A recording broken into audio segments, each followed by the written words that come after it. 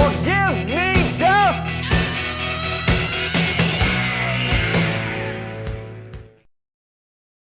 Talked about joint counterterrorism efforts and the global threat of terrorism as over 40 world leaders gathered for the first time since the September 11th attacks. The president's remarks run just over 20 minutes.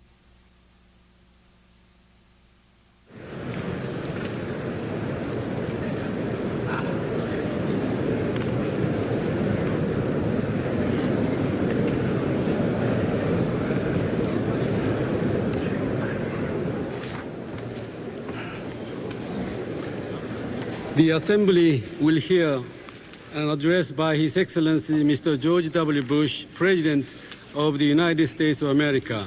I request the Chief of Protocol to escort His Excellency.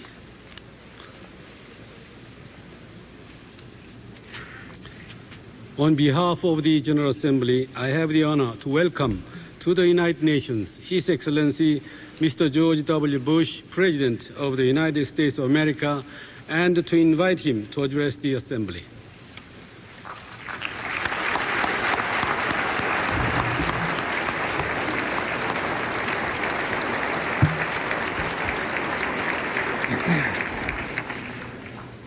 Thank you.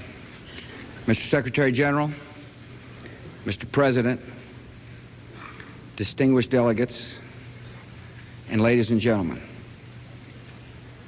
We meet in a hall devoted to peace,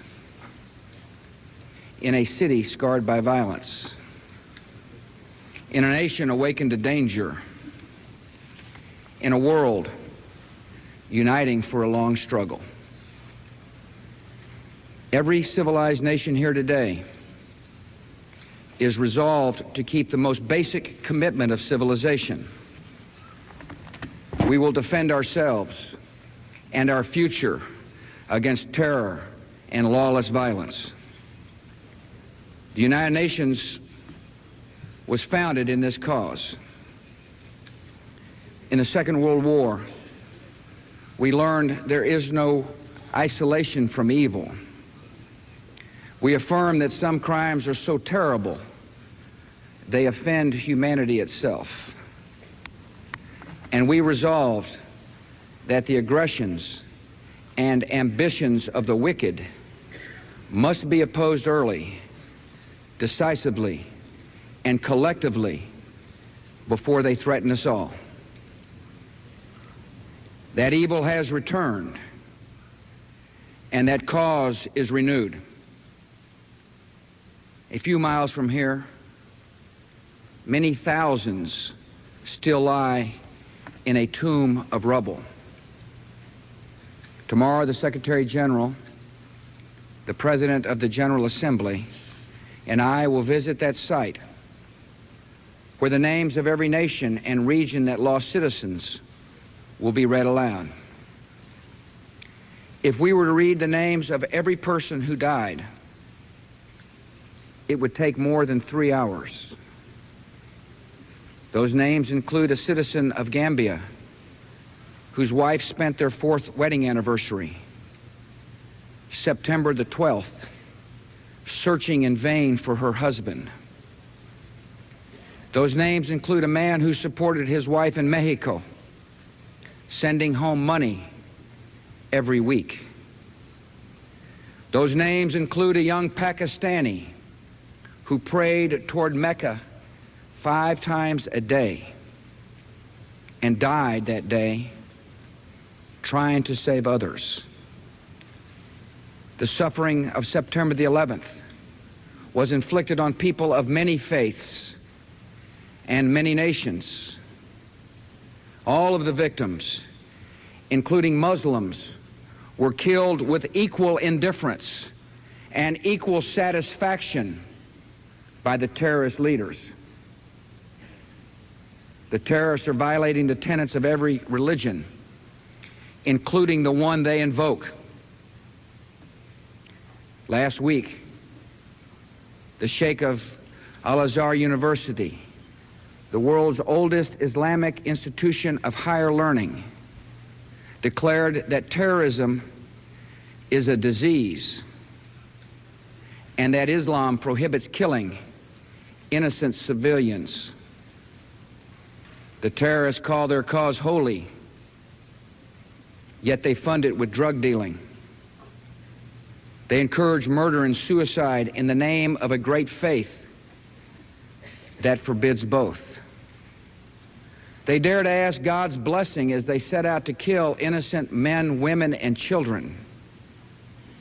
But the God of Isaac and Ishmael would never answer such a prayer. And a murderer is not a martyr. He is just a murderer. Time is passing. Yet for the United States of America, there will be no forgetting September the 11th. We will remember every rescuer who died in honor. We will remember every family that lives in grief. We will remember the fire and ash, the last phone calls, the funerals of the children. And the people of my country will remember those who have plotted against us. We are learning their names. We are coming to know their faces. There is no corner of the earth distant or dark enough to protect them. However long it takes, their hour of justice will come. Every nation has a stake in this cause. As we meet, the terrorists are planning more murder, perhaps in my country, or perhaps in yours. They kill because they aspire to dominate.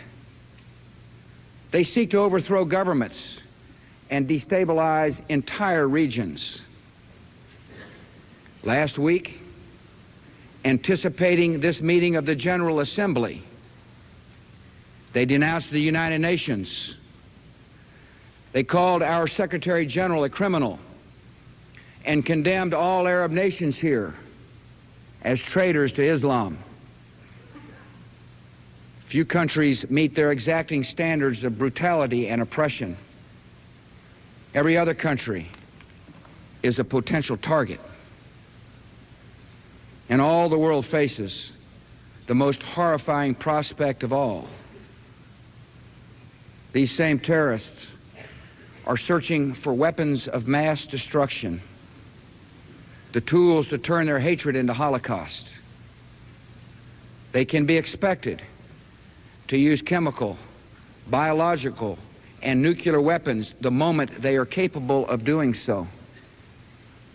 No hint of conscience would prevent it. This threat cannot be ignored. This threat cannot be appeased. Civilization itself, the civilization we share, is threatened. History will record our response and judge or justify every nation in this hall. The civilized world is now responding. We act to defend ourselves and deliver our children from a future of fear. We choose the dignity of life over a culture of death. We choose lawful change and civil disagreement over coercion, subversion, and chaos. These commitments, hope and order, law and life, unite people across cultures and continents. Upon these commitments depend all peace and progress. For these commitments, we are determined to fight. The United Nations has risen to this responsibility. On the 12th of September, these buildings opened for emergency meetings of the General Assembly and the Security Council. Before the sun had set, these attacks on the world stood condemned by the world. And I want to thank you for this strong and principled stand. I also thank the Arab and Islamic countries that have condemned terrorist murder. Many of you have seen the destruction of terror in your own lands. The terrorists are increasingly isolated, by their own hatred and extremism. They cannot hide behind Islam. The authors of mass murder and their allies have no place in any culture and no home in any faith. The conspiracies of terror are being answered by an expanding global coalition. Not every nation will be a part of every action against the enemy, but every nation in our coalition has duties. These duties can be demanding, as we in America are learning. We have already made adjustments in our laws and in our daily lives. We're taking new measures to investigate terror and to protect against threats.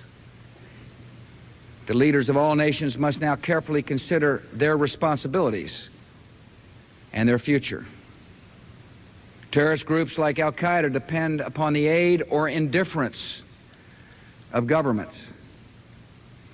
They need the support of a financial infrastructure and safe havens to train and plan and hide. Some nations want to play their part in the fight against terror, but tell us they lack the means to enforce their laws and control their borders. We stand ready to help. Some governments still turn a blind eye to the terrorists, hoping the threat will pass them by. They are mistaken. And some governments, while pledging to uphold the principles of the UN, have cast their lot with the terrorists. They support them and harbor them, and they will find that their welcomed guests are parasites that will weaken them and eventually consume them. For every regime that sponsors terror, there is a price to be paid, and it will be paid. The allies of terror are equally guilty of murder and equally accountable to justice. The Taliban are now learning this lesson. That regime and the terrorists who support it are now virtually indistinguishable. Together they promote terror abroad and impose a reign of terror on the Afghan people. Women are executed in Kabul's soccer stadium. They can be beaten for wearing socks that are too thin. Men are jailed for missing prayer meetings. The United States, supported by many nations, is bringing justice to the terrorists in Afghanistan. We're making progress against military targets, and that is our objective. Unlike the enemy, we seek to minimize, not maximize, the loss of innocent life. I'm proud of the honorable conduct of the American military, and my country grieves for all the suffering the Taliban have brought upon Afghanistan, including the terrible burden of war. The Afghan people do not deserve their present rulers. Years of Taliban misrule have brought nothing but misery and starvation. Even before this current crisis, 4 million Afghans depended on food from the United States and other nations, and millions of Afghans were refugees from Taliban oppression. I make this promise to all the victims of that regime. The Taliban's days of harboring terrorists and dealing in heroin and brutalizing women are drawing to a close. And when that regime is gone, the people of Afghanistan will say with the rest of the world, good riddance. I can promise, too, that America will join the world in helping the people of Afghanistan rebuild their country. Many nations, including mine, are sending food and medicine to help Afghans through the winter. America has airdropped over 1.3 million packages of rations into Afghanistan. Just this week, we airlifted 20,000 blankets and over 200 tons of provisions into the region. We continue to provide humanitarian aid, even while the Taliban try to steal the food we send. More help eventually will be needed. The United States will work closely with the United Nations and development banks to reconstruct Afghanistan after hostilities there have ceased and the Taliban are no longer in control. And the United States will work with the UN to support a post-Taliban government that represents all of the Afghan people. In this war of terror, each of us must answer for what we have done or what we have left undone. After tragedy, there is a time for sympathy and condolence. And my country has been very grateful for both. The memorials and vigils around the world will not be forgotten. But the time for sympathy has now passed. The time for action has now arrived. The most basic obligations in this new conflict have already been defined by the United Nations. On September the 28th, the Security Council adopted Resolution 1373. Its requirements are clear. Every United Nations member has a responsibility to crack down on terrorist financing. We must pass all necessary laws in our own countries to allow the confiscation of terrorist assets. We must apply those laws to every financial institution in every nation. We have a responsibility to share intelligence and coordinate the efforts of law enforcement. If you know something, tell us. If we know something, we'll tell you. And when we find the terrorists, we must work together to bring them to justice. We have a responsibility to deny any sanctuary, safe haven, or transit to terrorists. Every known terrorist camp must be shut down, its operators apprehended, and evidence of their arrest presented to the United Nations. We have a responsibility to deny weapons to terrorists and to actively prevent private citizens from providing them. These obligations are urgent, and they are binding on every nation with a place in this chamber. Many governments are taking these obligations seriously, and my country appreciates it. Yet even beyond Resolution 1373, more is required, and more is expected of our coalition against terror. We're asking for a comprehensive commitment to this fight. We must unite in opposing all terrorists, not just some of them. In this world, there are good causes and bad causes, and we may disagree on where that line is drawn. Yet there is no such thing as a good terrorist. No national aspiration, no remembered wrong can ever justify the deliberate murder of the innocent. Any government that rejects this principle, trying to pick and choose its terrorist friends, will know the consequences. We must speak the truth about terror. Let us never tolerate outrageous conspiracy theories concerning the attacks of September the 11th, malicious lies that attempt to shift the blame away from the terrorists themselves, away from the guilty. To inflame ethnic hatred is to advance the cause of terror. The war against terror must not serve as an excuse to persecute ethnic and religious minorities in any country. Innocent people must be allowed to live their own lives by their own customs, under their own religion. And every nation must have avenues for the peaceful expression of opinion and dissent. When these avenues are closed, the temptation to speak through violence grows. We must press on with our agenda for peace and prosperity in every land. My country is pledged to encouraging development and expanding trade. My country is pledged to investing in education and combating AIDS and other infectious diseases around the world. Following September 11th, these pledges are even more important.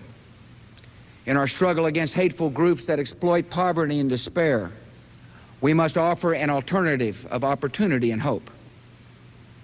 The American government also stands by its commitment to a just peace in the Middle East.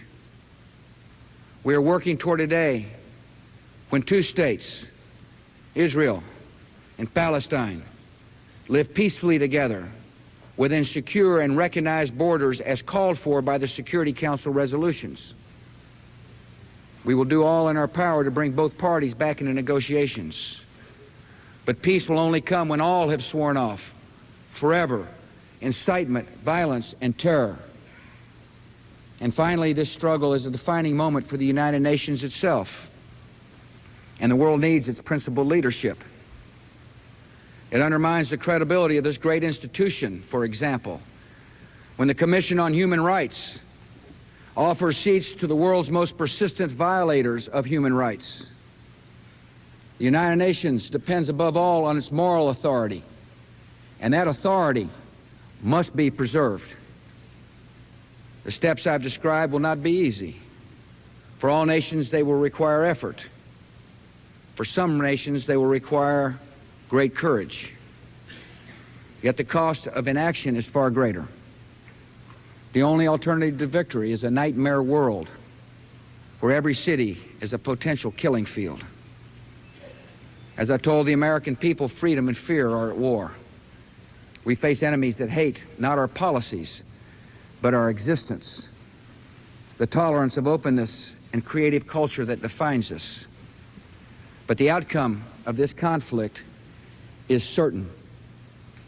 There is a current in history, and it runs toward freedom. Our enemies resent it and dismiss it, but the dreams of mankind are defined by liberty, the natural right to create and build and worship and live in dignity. When men and women are released from oppression and isolation, they find fulfillment and hope, and they leave poverty by the millions.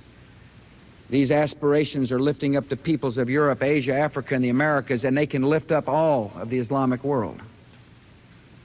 We stand for the permanent hopes of humanity, and those hopes will not be denied.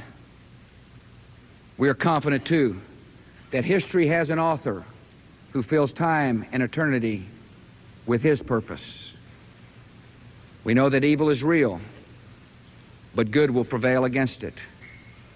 This is the teaching of many faiths, and in that assurance we gain strength for a long journey. It is our task, the task of this generation, to provide the response to aggression and terror.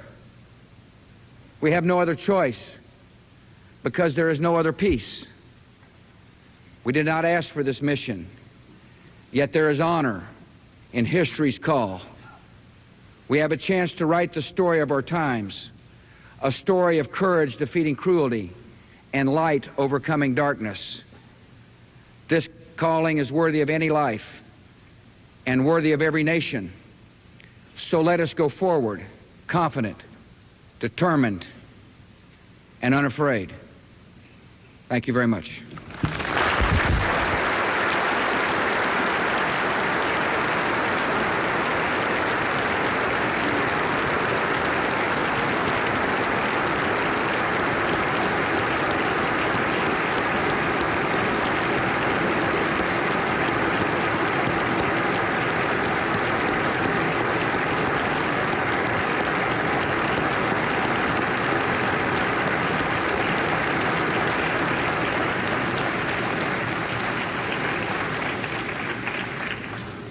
On behalf of the General Assembly, I wish to thank the President of the United States of America for the statement just made. May I request representatives to remain seated while Secretary General and I escort the President of the United States of America.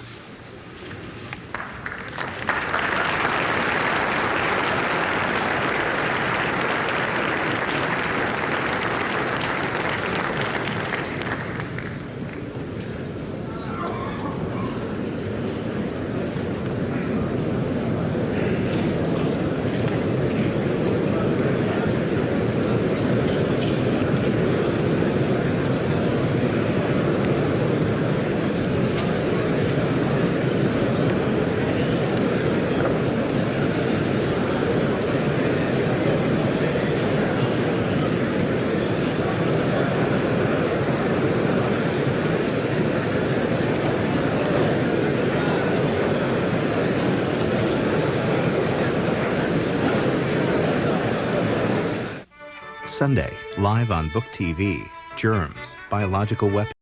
Talked about joint counterterrorism efforts and the global threat of terrorism as over 40 world leaders gathered